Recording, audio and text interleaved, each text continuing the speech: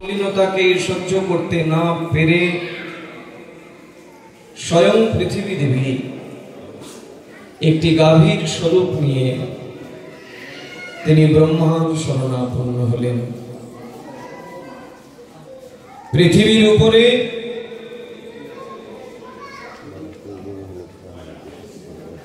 সূর্যবংশের অনেক অত্যাচারী রাজাদের অত্যাচারে তিনি অত্যন্ত মলিন হয়ে গেলেন এবং তার মলিনতা দূর করবার জন্য তিনি একটি বৃক্ষ রূপ ধারণ করে তিনি সত্যলোকে ব্রহ্মার শরণাপন্ন হলেন। ব্রহ্মার কাছে গিয়ে তার সমস্ত দুঃখ বলতে লাগলেন। ব্রহ্মা তখন আদিদেব শিবকে নিয়ে ক্ষীরসাগরে ভগবান নারায়ণ বিষ্ণুর কাছে গিয়ে হাজির হলেন।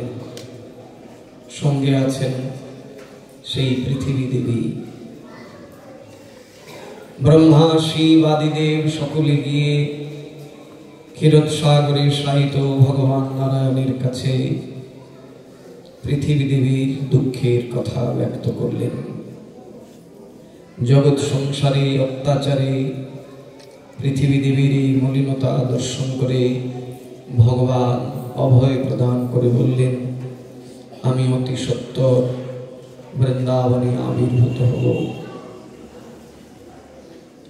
আমি মথুরা মণ্ডলী ব্রজমণ্ডলী আবির্ভূত হব। তবে সময় এখনো আসেনি। নন্দ যশোদার কুলকে আলোকিত করে এবং দেবকী বসুদেবের গর্ভে আমি পুত্র রূপে আবির্ভূত হব।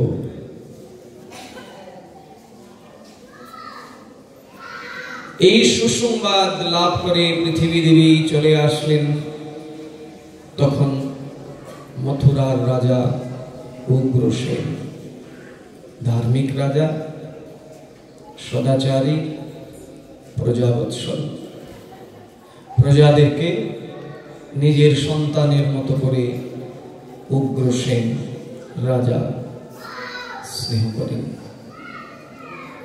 বাচ্চাদেরকে একটু যদি সান্ত্বনা করে কেমন কথা। আর ওই বাচ্চা হলো নাই, বাপ মা নাই, এনে বাবা মা নাই,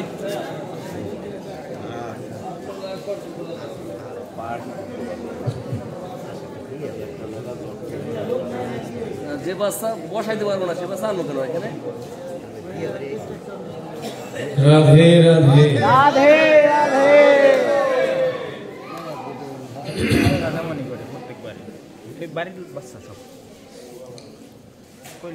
রাজা উগ্রসেন অত্যন্ত ধার্মিক, প্রজাবৎসল, কিন্তু তার পুত্র কংস সম্পূর্ণ বিপরীত। সব সময় অসুর বালকদের সাথে মেলামেশা তার এবং সর্বক্ষণ প্রজাদেরকে নানাভাবে উৎপাত সৃষ্টি করে। কংসের অত্যাচারে অত্যাচারিত হয়ে প্রজাগণ সকলে মিলে একদিন রাজা উগ্রসেনের কাছে এসে সকলে বিচার প্রার্থী হলেন।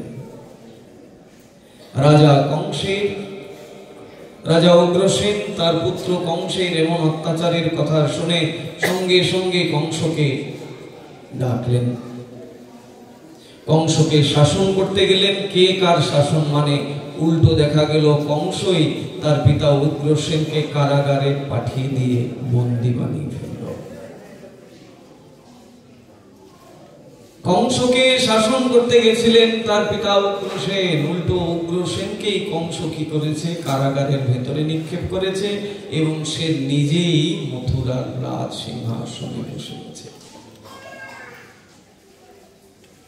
রাজ সিংহাসনে বসার পর সঙ্গে সঙ্গে সকল অসুরদেরকে নিয়ে মন্ত্রিসভা গঠন করলেন। সেখানে শিশুপাল, দন্তবক্র, মগধরাজ, জরাসন্ধ সকলে তার বন্ধু, সকলকে নিয়ে তিনি মন্ত্রিসভা গঠন করলেন। চতুর্দিকে অসুরদের অত্যাচার এমন ভাবে বিস্তার করতে শুরু করলো এখন যদু বংশের কেউ আর ব্রজমণ্ডলে থাকার মতো পরিস্থিতির মধ্যে নেই। তারা এদিক ওদিক ছোটাছুটি করে পলায়ন করতে থাকে। ত্রাহিমাং ত্রাহিমাং রব সমস্ত মথুরা মণ্ডলে।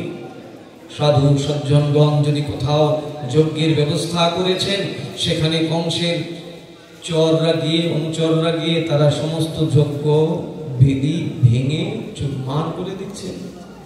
কোথাও যদি ব্রাহ্মণগণ ভাগবতের আসর তৈরি করেছেন, সেখানে ভাগবতের আসর টাসর ভেঙে চুরমার করে দিয়েছে। এক কথায় সম্পূর্ণ অরাজকতা ছেয়ে গেল মথুরা মণ্ডলে। ব্রাহ্মণ বৈষ্ণবগণ সকলে নির্যাতিত হলেন, আর সকলে কংসের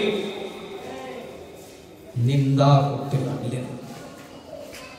চতুর্দিকে কংসের নিন্দা হতে লাগলো। আমরা এই কথা কেন শুনছি ভক্তবৃন্দ? আপনারা হয়তো ভাবতে পারেন যে আজকে কৃষ্ণের জন্মলীলা কেন হচ্ছে। কৃষ্ণের জন্মলীলা এই জন্য হচ্ছে কারণ আমরা সকলেই এখানে বসেছি উদ্দেশ্য একটাই, কৃষ্ণকে হৃদয়ে ধারণ করব বলে। যে হৃদয়ের মধ্যে সমস্ত আবর্জনাকে বসিয়ে রেখেছি, এই হৃদয় থেকে সমস্ত আবর্জনাকে সরিয়ে এখানে কৃষ্ণকে বসাবো বলে কৃষ্ণের এই জন্মলীলা আমরা শ্রবণ করছি।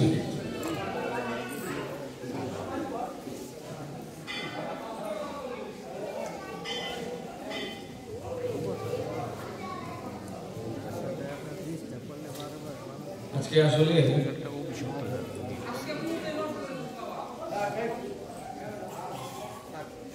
বিয়ের অনুষ্ঠান, তো এই জন্য বোধহয় কৃষ্ণ ভাবছেন যে আজকে গান টান হোক, বেশি করে গান হোক, নৃত্য হোক, নাকি?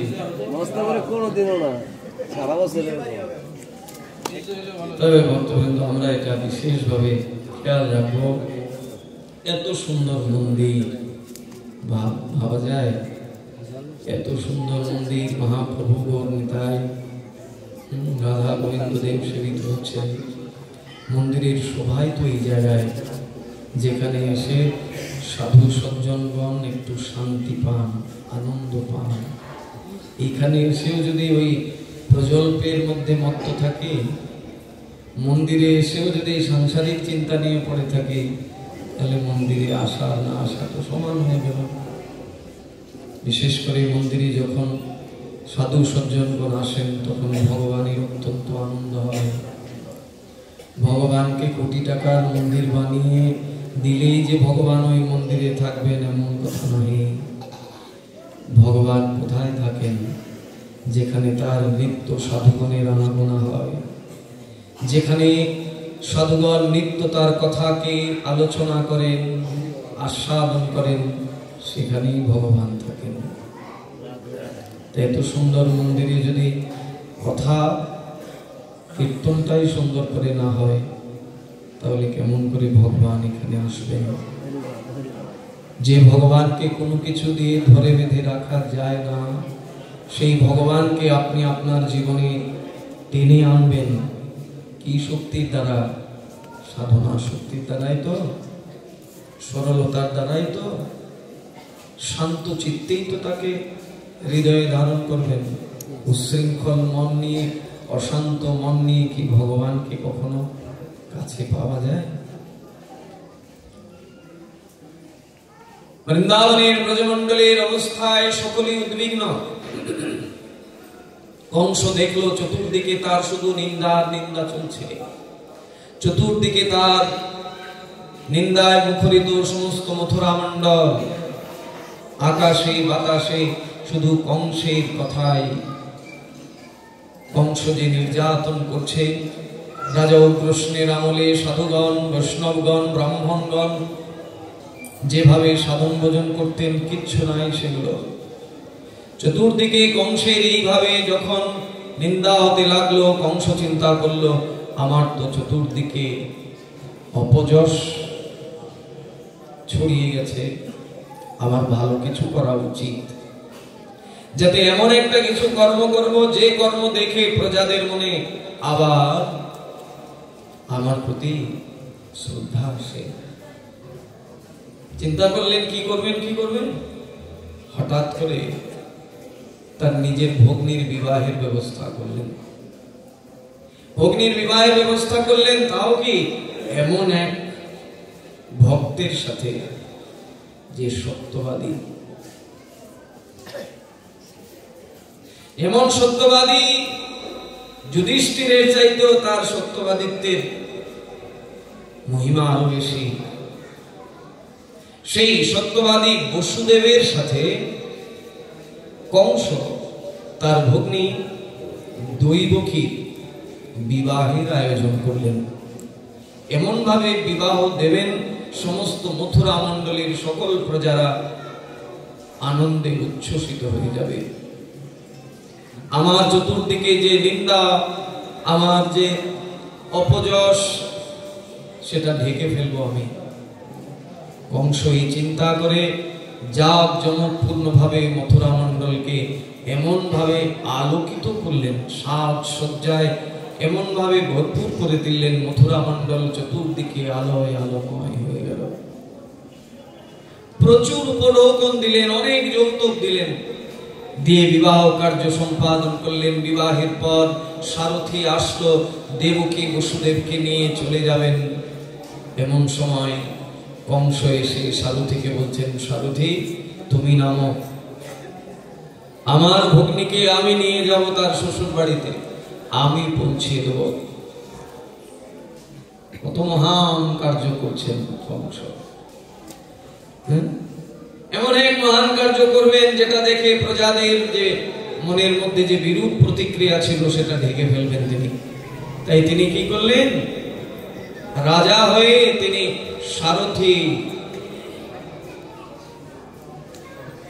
আসনে বসে দেবকী বসুদেবকে রথে বসিয়ে নিয়ে যাচ্ছেন। এমন সময় কিছু দূর যেতে না যেতেই দিব্য আকাশবাণী হলো, রে দুষ্ট কংস,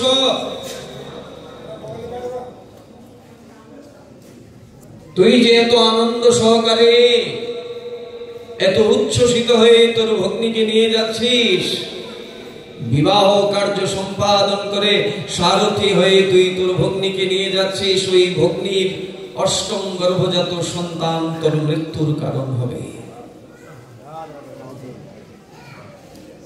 যখনই এই দিব্য আকাশবাণী শুনতে পেলেন, সঙ্গে সঙ্গে কংস থমকে গেলেন। আবার ওই একই কথা উচ্চারিত হতে লাগলো, রে দুষ্ট কংস, তুই যে ভগ্নীকে নিয়ে যাচ্ছিস, ওই ভগ্নীর অষ্টম গর্ভজাত সন্তান তোর মৃত্যুর কারণ হবে। সঙ্গে সঙ্গে কংস তার ভগ্নীর চুলের মুঠি ধরে নিল, চুলের মুঠি ধরে অসি হাতে নিল, শিরচ্ছেদ করে নেবে, দ্বিখণ্ডিত করে দেবে শরীর। বসুদেব এই দৃশ্য দেখে কি করবেন কিং কর্তব্য বিমূঢ় হয়ে গেলেন। কারণ কংসের শরীরে 10,000 হাতির শক্তি দিয়ে কংসের সাথে তিনি পারবেন না। তখন তিনি কি করলেন, সম দম দণ্ড ভেদ এইটার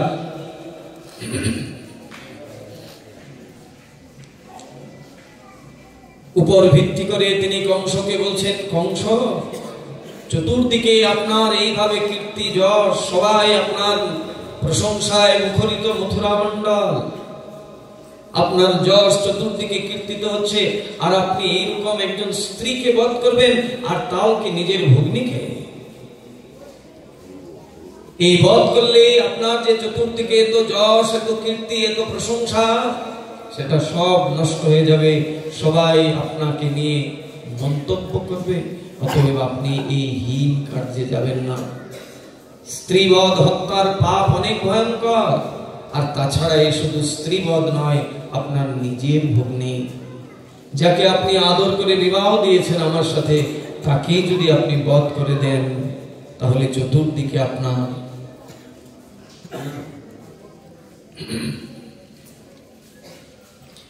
চতুর্দিকে আপনার যশ কীর্তি নষ্ট হয়ে যাবে, তাই আপনি এই কার্য করতে পারেন না। বিভিন্ন ভাবে বোঝাচ্ছেন, কংস কোনোভাবে বোঝে না। যখন কোনোভাবে বোঝাতে পারলেন না, তখন তিনি কি করলেন? বলছেন, আচ্ছা, আকাশবাণী যেটা হয়েছে সেটা তো আমিও শুনেছি। সেখানে কি বলেছে? বলেছে যে দেবকীর গর্ভের অষ্টম গর্ভজাত সন্তান তোমার মৃত্যুর কারণ হবে। অতএব দেবকীকে নিয়ে তো তোমার কোনো চিন্তা নাই। দেবকী তো তোমার কোনো ক্ষতি করতে পারবে না। দেবকীর অষ্টম গর্ভজাত পুত্র সন্তান তোমার মৃত্যুর কারণ হবে। দেবকী তো তোমার মৃত্যুর কারণ নয়। অতএব তুমি আমার প্রতি বিশ্বাস রাখো, আস্থা রাখো। আমি তোমাকে প্রতিজ্ঞা করছি, যখনই দেবকীর গর্ভে সন্তান জন্ম নেবে, সঙ্গে সঙ্গে সেই সন্তানকে আমি তোমার হাতে তুলে দেব।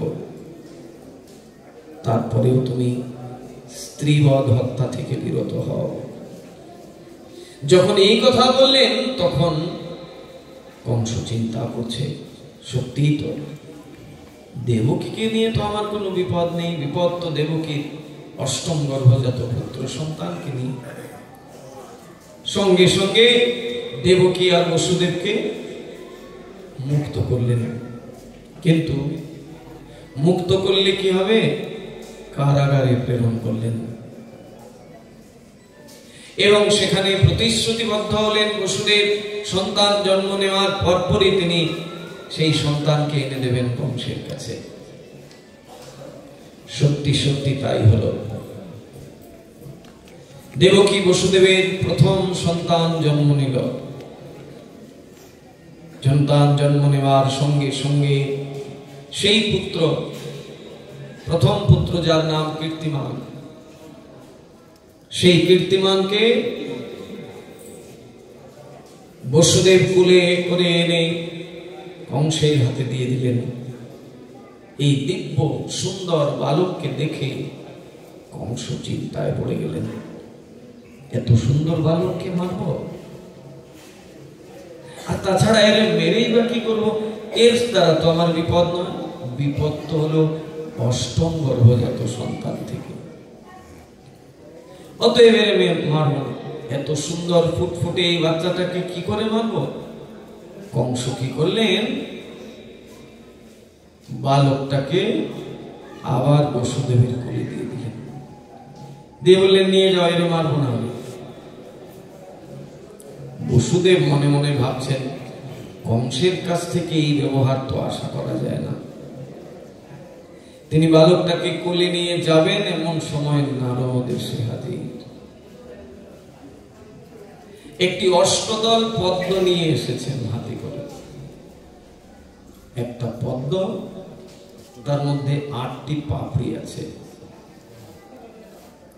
এনে বলছেন, কি কংস, তোমার জন্য একটা জিনিস এনেছি, তোমাকে গণতে হবে।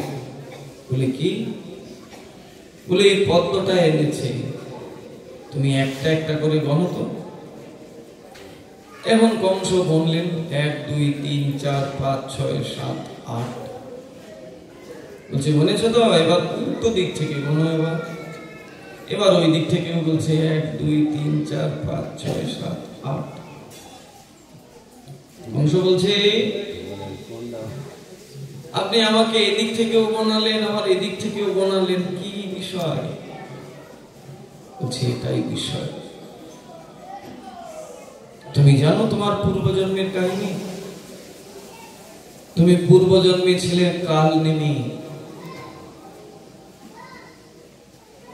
ভগবানের হাতে তুমি বধ হয়েছিলে।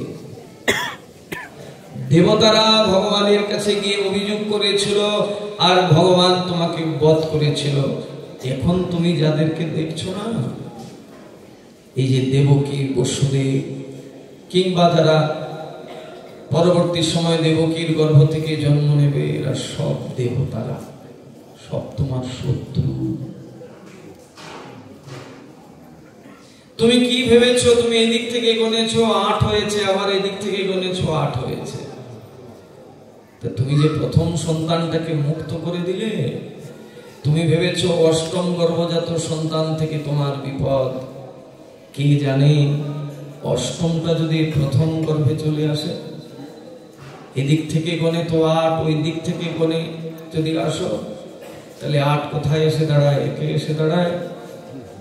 এই বুদ্ধি যখনই দিয়ে দিলেন, সঙ্গে সঙ্গে আবার জাপটে নিয়ে সঙ্গে সঙ্গে প্রস্তরের মধ্যে আঘাত করলো, মেরে দিল সন্তানটাকে। পরীক্ষিত মহারাজ সুখদেব গোস্বামী পাদকে বলছেন, হে গুরুদেব, নারদের মতো এইরকম মহৎ ব্যক্তি, এই রকমের মহান ব্যক্তি, তিনি এই রকমের অন্যায় কার্য করলেন। যে সন্তানটাকে মুক্ত করে দিয়েছিল কংস, সেই সন্তানটাকে আবার তিনি এনে মৃত্যুর হাতে নিয়ে দিলেন। সুখদেব গোস্বামী পাদ বলছেন, নারদ এটা কেন করেছেন?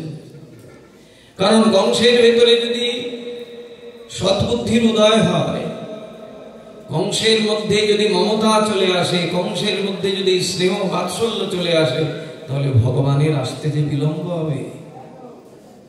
কংসকে তো তাড়াতাড়ি পাপের মধ্যে একদম সমস্ত পাপ দিয়ে তাকে চতুর্দিক থেকে পাপ দিয়ে ভরপুর করে নিতে হবে, যাতে তাড়াতাড়ি ভগবান চলে আসেন। এই জন্য নারদ এই কার্য করলেন। আর তাছাড়া মারীচের এই 6টি সন্তান পূর্বে থেকেই অভিশাপগ্রস্ত ছিল, তারা এইভাবে মৃত্যুবরণ করবে। 2টি কার্য সেখানে। নারদ এই কার্যটি এই জন্যই করেছিলেন যাতে এই সন্তান হত্যার পাপ কংসের উপরে লাগে, আর এই পাপ যত বাড়বে তত ভগবান তাড়াতাড়ি চলে আসবেন। এই জন্য নারদ এই কার্য করলেন। এক এক করে পরপর 6টি সন্তান জন্ম নিল। 6টি সন্তানই এইভাবে বসুদেব কংসের হাতে তুলে দিলেন। 6টি সন্তানই মারা গেল। কংস তাদের 6টি সন্তানকেই মেরে দিলেন। 7ম গর্ভে স্বয়ং শঙ্কর্ষণ আসলেন। স্বয়ং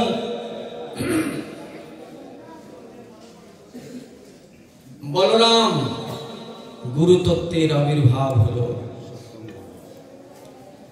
গুরুদেব আসলেন 7ম গর্ভে। আসা মাত্রই দেবীকে আদেশ করলেন, দেবী গর্ভকে স্থানান্তরিত করতে হবে। মেডিকেল সায়েন্স আজকে যেটা করছে, 5000 বছর আগে ভগবান সেটা করিয়ে দেখিয়েছেন। গর্ভকে স্থানান্তর করা।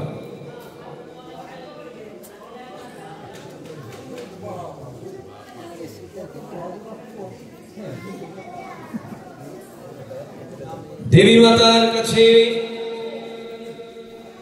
গর্ভকে স্থানান্তর করার আদেশ দিলেন। সেই গর্ভ দেবকীর গর্ভ থেকে রোহিণীর গর্ভে স্থানান্তরিত হলো। স্বয়ং বলরামের আবির্ভাব হলো নন্দালয়ে, নন্দভবনে, গোকুলে। জন্ম হলো, কিন্তু কোনো মহোৎসব হলো না। মহোৎসব এই জন্য হলো না, মহোৎসব হলে সংবাদ যদি কংসের কাছে যায়, কংস যদি সন্তানকে বধ করে ফেলে, কোনো মহোৎসব হলো না। এদিকে ব্রজবাসী সকলে প্রতীক্ষায়, কারণ ভগবান বলছেন তিনি মথুরা মণ্ডলে আবির্ভূত হবেন। তাদের প্রতীক্ষার আর অবসান হচ্ছে না। তারা বারংবার ভগবানের কাছে প্রার্থনা করছে, প্রভু তাড়াতাড়ি আসো।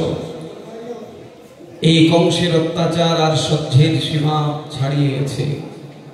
নন্দ যশোদা এমন ভাবে তীব্র সাধনা শুরু করেছেন, যেই সাধনায় এখন ভগবান তিনি চলে আসবেন। তাই তিনি আসার পূর্বে আগে বলরামকে প্রেরণ করলেন, মানে গুরুদেবের আগমন হলো। শ্রী গুরুদেব এসে ভগবানের স্থান তৈরি করবেন। ভগবান তো যে কোনো জায়গায় আসেন না, ভগবান নির্মল স্বচ্ছ পবিত্র জায়গাতে বসবাস করেন। আর সেই নির্মল স্বচ্ছ পবিত্র স্থানকে তৈরি করে দেয় স্বয়ং গুরুদেব।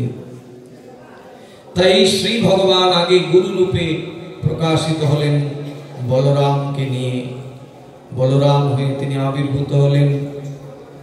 আবির্ভূত হয়ে সমস্ত স্বচ্ছতা নির্মল বাতাবরণ তৈরি করলেন। এবার ভগবানের আসার সময় হলো। নন্দ যশোদার তীব্র সাধনা এমন ভাবে ভগবানকে গিয়ে আকর্ষণ করলো যে ভগবান এখন আসবেন। ভগবানের আসার সংবাদ প্রকৃতির মধ্যে এমন ভাবে প্রবেশ করলো যে প্রকৃতি বৃন্দাবনের বনাঞ্চল, যে বৃন্দাবনের যে বৃক্ষে কখনো ফুল আসেনি, যে বৃক্ষে কখনো ফল আসেনি, সেই বৃক্ষের ফল ফুল এসে বনাঞ্চল একদম সৌরভ কান্তি সুভাষিত হয়ে গেল। যমুনার জল উদ্দণ্ড নৃত্য শুরু করলো। ময়ূর ময়ূরী, কোকিল কোকিলা, এক কথায় বৃন্দাবনের শোভা সম্পূর্ণভাবে সেই আগের মতো হয়ে গেল। রাজা উগ্রসেন থাকা অবস্থায় মথুরা মণ্ডলী যেভাবে সাধু সজ্জনগণ সাধন ভজন করতেন, যেভাবে বিধিমার্গকে অবলম্বন করে সমস্ত ব্রাহ্মণ বৈষ্ণবগণ মথুরা মণ্ডলী ধর্মকর্ম করতেন, পুনরায় আবার সেটা শুরু হতে লাগলো। ব্রাহ্মণগণ যজ্ঞবেদী স্থাপন করলেন, সেখানে যজ্ঞ লুকিয়ে লুকিয়ে তারা যজ্ঞ করতে লাগলেন। কংসের ভেতরে এক মরণোত্তর ভয় সঞ্চারিত হলো। যদ্যপি প্রত্যেকটি সন্তান তিনি মেরেছেন, তারপরেও স্বয়ং কালরূপী মৃত্যু তার ভেতরে এসে আঘাত দিতে শুরু করলো। কংস রাতের ঘুম তার নষ্ট হয়ে গেল। ঘুমের মধ্যে সে জেগে যায়। আতঙ্কে সে এদিক ওদিক যেদিকে তাকায় সেই দিকে সেই অষ্টম গর্ভের কথাই মনের মধ্যে আসে। সেই যে আকাশবাণী হয়েছিল দেবকীর অষ্টম জাত গর্ভের থেকে তার মৃত্যু, সেই মৃত্যু ভয় কংসের ভেতরে এসে প্রবেশ করলো। রাধে রাধে। আমরা সেই কৃষ্ণের জন্মলীলার দিকে প্রবেশ করছি। আসুন সেই কৃষ্ণকে আমরা স্মরণ করছি একটা ছোট্ট ভজন দিয়ে, হিন্দি ভজন দিয়ে, কৃষ্ণচরণে পুষ্পাঞ্জলি দিয়ে আমরা কৃষ্ণের জন্মের দিকে পৌঁছব।